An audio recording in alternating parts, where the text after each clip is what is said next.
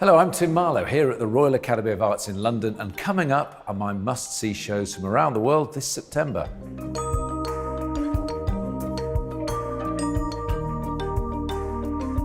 There's plenty to choose from this autumn, and my first stop is Sydney with an exhibition exploring the ongoing resilience of abstraction in painting over the last few decades. Unpainting is the title, the Art Gallery of New South Wales is the venue, with abstraction being reasserted as a vital and urgent force in contemporary art in spite of frequent claims of its demise. Through a survey of paintings from the gallery's collection by artists from the 1960s to the present day, including Mark Bradford, Judy Miller, Donna Nelson and Frank Stella, this exhibition will explore the unconventional and experimental nature of abstract art. Unpainting opens at the Art Gallery of New South Wales in Sydney on the 30th of September. Over in Moscow, Chinese artist Saigo Chang brings his dreamlike and sometimes explosive creations to the Pushkin State Museum of Fine Arts. Saigo Chang, October, takes its starting point and title from the Russian Revolution of 100 years ago.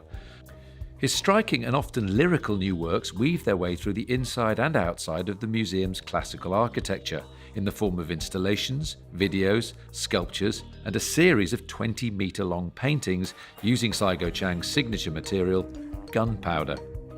The courtyard is occupied by a work called Autumn, made from a towering mountain of birch trees with hundreds of baby cradles donated by Moscow residents.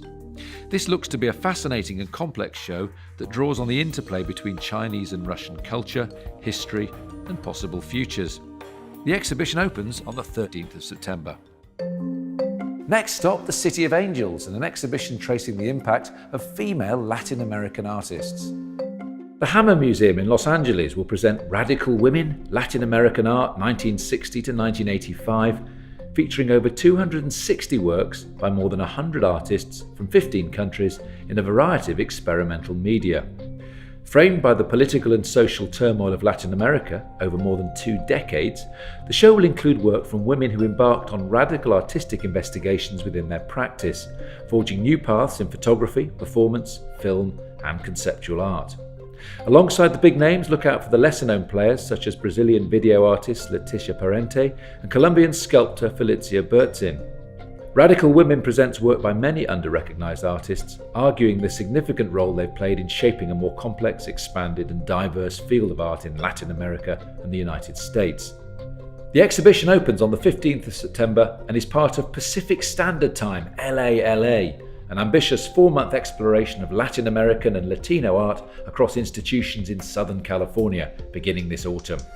Meanwhile, back here in the UK, September sees the beginnings of the exhibition that explores the most outstanding contribution to British art in a given year. Yes, it's the Turner Prize, and this year it's going to be staged in the UK City of Culture for 2017, Hull, at the Ferrans Art Gallery. Andrea Butner, Hervin Anderson, Lubaina Himid and Rosalind Nashashibi will show works exploring pertinent themes such as identity, religion, morality and politics, articulated through a range of media including painting, printmaking, installation and film.